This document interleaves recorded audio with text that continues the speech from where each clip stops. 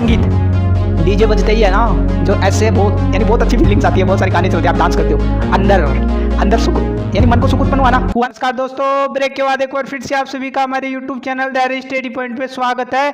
पिछली वीडियो में हमने भारतीय संस्कृति नामक टॉपिक शुरू किया था। आपका ये टॉपिक बीए पार्ट सेकंड कि जो आपकी इतिहास की जो सेकंड बुक है उसका ये फर्स्ट चैप्टर है और इसमें हमने अर्थ देख लिया था। ठीक है, आज की वीडियो में अपन सभ्यता और संस्कृति में आखिरकार में अंतर क्या होता है बिल्कुल ही इजी तरीके से मैं समझाने वाला हूँ। वैसे तो ये टॉपिक थोड़ा कठिन है, लेकिन मैं इजी तरीके से उदाहरणों के माध्यम से आपको समझाने वाला हूँ।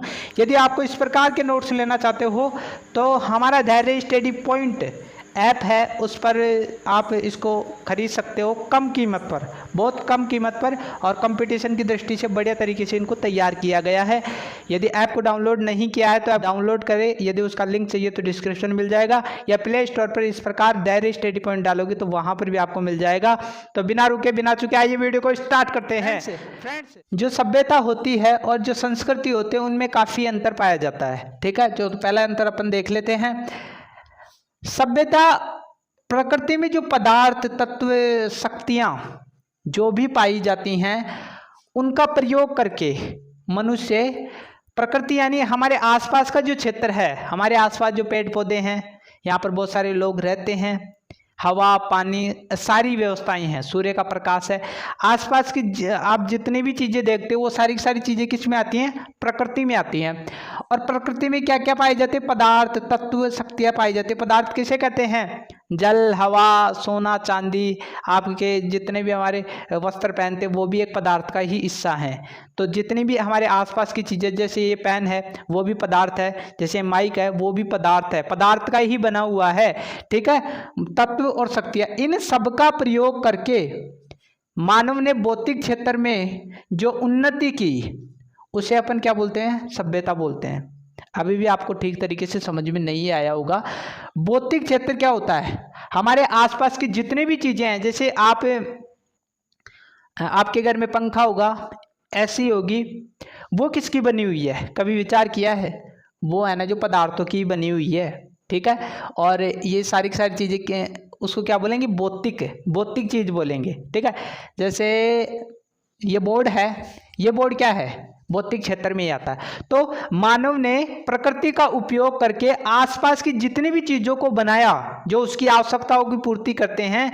चाहे आपका मोबाइल हो, मोबाइल आपके लिए आवश्यकता नहीं है क्या? बहुत सारी चीजें देखते हो। तो आसपास जितनी भी चीजें आपकी घर में हो, बाहर हो, उनका निर्माण मानव ने किया, और वो सारी की सारी चीजें क्या होती हैं? सभ्यता कहलाती हैं। जैसे उदाहरण मैंने यहाँ पर बता रखे हैं आपको, जैसे लोहे और कपड़े के विशाल कारखाने आप आसपास में देखते हो। लोहे और कपड़े की बहुत सारी चीज़ें बनती हैं, कपड़े भी बनते हैं, लोहे की बहुत सारी चीज़ें बनाई जाती हैं। तो ये सारे के सारे कारखाने किस में आते हैं? भौतिक क्षेत्र में आते हैं। ये और भौतिक क्षेत्र किस में आता है? सभ्यता में आता है। यहाँ पर आप देख पा रहे हो पत्थर से हथियार और औजार बनाना। जब मानव की शुरुआत हुई थी ना पाषाण काल में, उस टाइम पत्थर के औजार बनाए जाते थे, क्योंकि उस टाइम लोहा नहीं आया था। पत्थर के औजार भी क्यों बनाए गए? ताकि वो शिकार करता था उस टाइम जंगलों में, और जो जानवर होते थे उनकी हत्या करने के लिए, ताकि वो अपना पेट भर सके, और जो मांस होता था उसको काटने के लिए और जंगल में अपनी रक्षा करने के लिए जानवरों से उसने पत्थर के औजार बनाए थे, हथियार बनाए थे और औजार भी बनाए थे। ठीक है, इसके बाद में उसने लोहे के औजार बना दिए। जब लोहा आया उसके औजार बना दिए। देखो यह अदर चीज़ें मैं क्यों बता रहा हूँ आपको?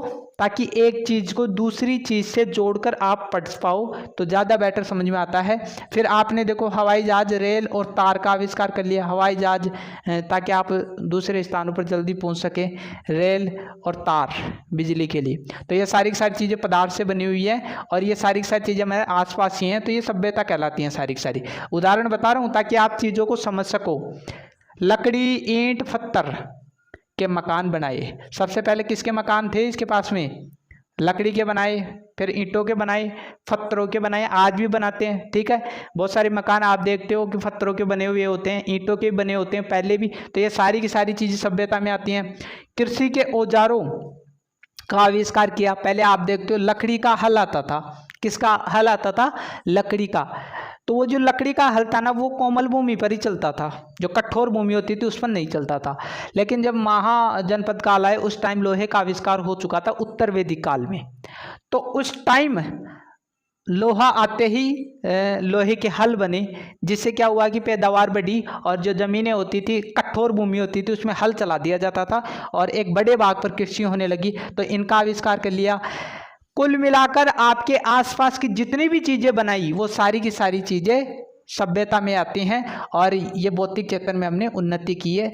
अब यहाँ पर संस्कृति में आप देखोगे तो बिल्कुल अंतर आपको नजर आएगा। ठीक है, ये सारी की सारी चीजें ये आप देख पा रहे हो, ये मानव है, और इसके बाहरी शरीर को सुख देने के लिए सारी की सारी चीजें की गई हैं।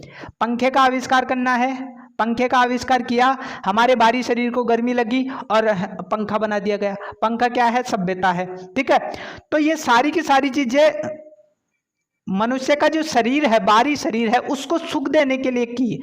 अंदर का जो मन है ना, उसको सुख देने के लिए सभ्यता की जो जितनी भी चीजें हैं, उनका आविष्कार नहीं किया गया, संस्कृति में किया गया।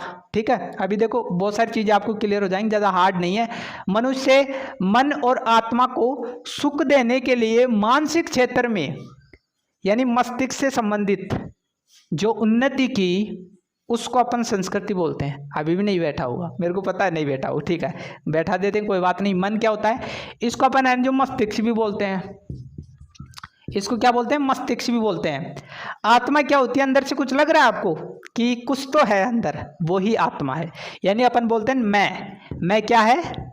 दरअसल वो आत्मा है, जो अपन की मृत्यु होने के बाद ये जो पंचभौतिक शरीर है वो मिट्टी में मिल जाता है, और जो आत्मा होती है वो स्वतंत्र होकर चली जाती है, ऐसा धर्म बोलते हैं। ठीक है, तो इन सबको सुख देने के लिए जितने भी प्रयास किए गए वो संस्कृति में आते हैं। अब उदाहरण देख लेते हैं अपन।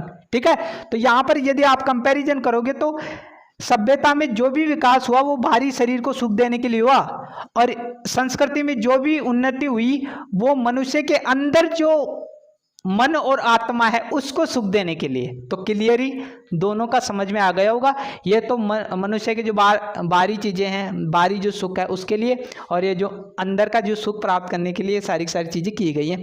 उदाहरण के लिए देखो, संगीत, डीजे बजते ही है ना, जो ऐसे बहुत, यानी बहुत अच्छी फीलिंग्स आती है, बहुत सारे गाने चलते हैं, आप डांस करते हो, अंदर सुख, यानी मन को सुख उत्पन्न हुआ ना।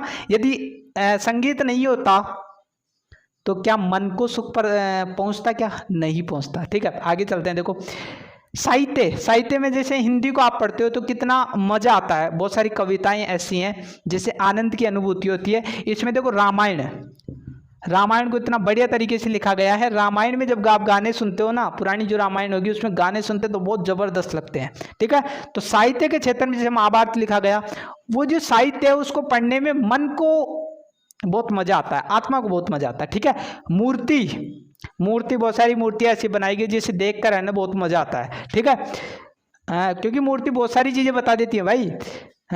चित्रों के माध्यम से भी मन को सुख मिलता है। ठीक है, वास्तु, यानी वास्तुकला आप देखते हो, बहुत सारे मकान अपन डिजाइनदार मकान बनाते हैं, तो उससे हमारे बाहरी शरीर को सुख थोड़ी पहुंचता है, अपन के मन को सुख पहुंचता है। ध्यान की बहुत सारी विधियों का आविष्कार किया गया, जैसे महात्मा बुद्ध ने किया, और हमारे जो हिंदू धर्म में जो ऋषि मुनि हुए उन्होंने भी बहुत सारी विधियां बताई। तो ये क्यों की जाती है? अंदर की शांति के लिए। ठीक है, तो प्राणायाम अपन करते हैं, करके देखो बहुत मजा आता है। योग अंदर के सुख के लिए। तो ये सारी की सारी चीजें मनुष्य के अंदर के सुख के लिए की गई, और यही संस्कृति कहलाती है। बढ़िया तरीके से फिट बैठ गया होगा फ्रेंड्स। यदि वीडियो अच्छा लग रहा है ना तो वीडियो को लाइक करो, सब्सक्राइब करो, क्योंकि इस प्रकार की वीडियो मैं लेकर आता रहता हूँ। और आपने अब पढ़ाई स्टार्ट कर दी तो बहुत अच्छी बात है, क्योंकि आपकी एक अच्छी परसेंटेज बनने वाली है। फर्स्ट ईयर में जो गलतियाँ की हैं वो अब मत करो। एक घंटा भी यदि आप निकाल लेते हो ना, तो जब मार्च में एग्जाम लगेंगे ना तो आपको पेपर को फाड़ दोगे। इतना ज़बरदस्त आपको मैं तैयार कर दूंगा यदि चैनल से जुड़े रहे तो। ठीक है, इसके बाद में देखो दूसरा, मनुष्य के बाहरी शरीर को सुख देने के लिए मैंने ऑलरेडी यहां पर पहले बता दिया है। ठीक है, बाहरी जो शरीर है, हमारे हाथ पैर हैं, उनको सुख देने के लिए जो भी आविष्कार किए गए वो सारे के सारे चीजें सभ्यता के अंतर्गत आती हैं। ठीक है, यहाँ पर देखो वही बात रिपीट हो रही है। आपकी किताब में इस प्रकार का डायग्राम ऐसे नहीं बना रखा है, मैंने खुद नहीं बनाया है। ठीक है, आपकी तो थ्योरी दे रखी है फुल, आप समझ नहीं पाते, इसलिए मैंने ये सारी की सारी चीज़ें बनाई। ये आत्मा और मन को सुख देने के लिए, जो व्यक्ति होता है उसकी आत्मा और मन को सुख देने के लिए संस्कृति का निर्माण किया गया है, जिसमें ये सारी की सारी चीज़ों का आविष्कार किया गया। इसके बाद में आप देख पा रहे हो तीसरा, सभ्यता का जो संबंध होता है वो भौतिक क्षेत्र में होता है। भौतिक क्षेत्र का मतलब हमारे आसपास की जो चीजें हैं उनसे सभ्यता का संबंध होता है। ठीक है, और इसका मानसिक क्षेत्र से संबंधित होता है। मानसिक क्षेत्र का मतलब इसमें मन शब्द निकलता है और अपन के मस्तिष्क से संबंधित होता है ये। ठीक है, तो बढ़िया तरीके से आपको क्लियर हो रहा होगा। ठीक है, इसके बाद में देखो यहाँ पर एक चीज़ और समझा देता हूँ आपको, थोड़ा और क्लियर हो जाएगा। जैसे मनुष्य है ना, प्रारंभ में जंगलों में रहता था, तो उसको बहुत सारी कठिनाइयों का सामना करना पड़ता था। उसके पास में कोई मकान नहीं था। आप सोच कर देखो, यदि किसी के पास में मकान नहीं और जंगलों में रह रहा है, तो वर्षा हो रही है, उसमें वो भीग रहा है, उसको पता ही नहीं है कि यार ये क्या हो रहा है। अचानक से बारिश आ गई, अरे यार ये हो क्या रहा है मेरे साथ में। अब तो अपन पता लगा लेते बरसात हो रही है, वर्षा हो रही है, अपन पता लगा ले। उस टाइम नहीं था। जैसे अचानक से तूफान आ गया, अरे ये क्या हो रहा है। ठीक है, तो बहुत सारी तकलीफ़ों का सामना किया। फिर उसके बाद में इसने लकड़ी या गुफा जो होती थी, पहाड़ी इलाके होते थे, उनमें जाकर रहने लग गया। उसके बाद में क्या हुआ, उसके साथ में मकान का निर्माण कर लिया। पहले पैदल चलता था, उसके बाद में घोड़े, ऊंट, ये जो पशु होते थे, इनको उसने है ना जो पालतू बना लिया। और पालतू बनाने के बाद में उसका उपयोग है ना जो साधन के रूप में करने लग गए। आप रथ देखते हो, उसमें बहुत सारे घोड़े होते हैं। तो कहीं ना कहीं धीरे धीरे मानव है ना जो विकास कर रहा था। ठीक है, इसके बाद में अब है ना जो मोटरसाइकिल और इनका आविष्कार कर लिया। उसके बाद में हवाई जहाज का आविष्कार कर लिया। अब अपन है ना जो अंतरिक्ष में जाने लग गए, चंद्रमा तक पहुंच ले। चंद्रयान 3 हमने लॉन्च कर दिया, शुक्र और मंगल ग्रह तक पहुंच गए। तो इतना सारा विकास है सभ्यता के क्षेत्र में हुआ है। ठीक है, तो बढ़िया ही तरीके से आपको आज की वीडियो में काफ़ी हेल्पफुल हो रही होगी। परिभाषा अपन देख लेते हैं, मैथ्यू आर्नल्ड। ठीक है, इसने क्या परिभाषा दी है, देखो, मनुष्य का समाज में मानवीकरण ही सभ्यता है।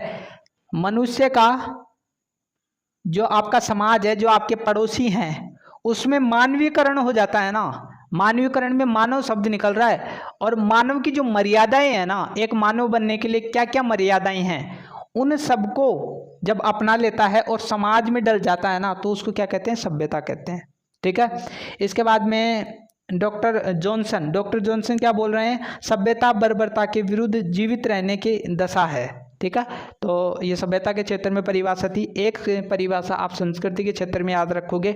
डॉक्टर बैजनाथपुरी क्या बोलते हैं, संस्कृति अभ्यांतरण है। अभ्यांतरण का मतलब, इसका संधि विच्छेद करोगे तो इसमें अंतर, यानी अपन के अंदर जो उसको सुख देने के लिए, ठीक है, उससे संबंधित है।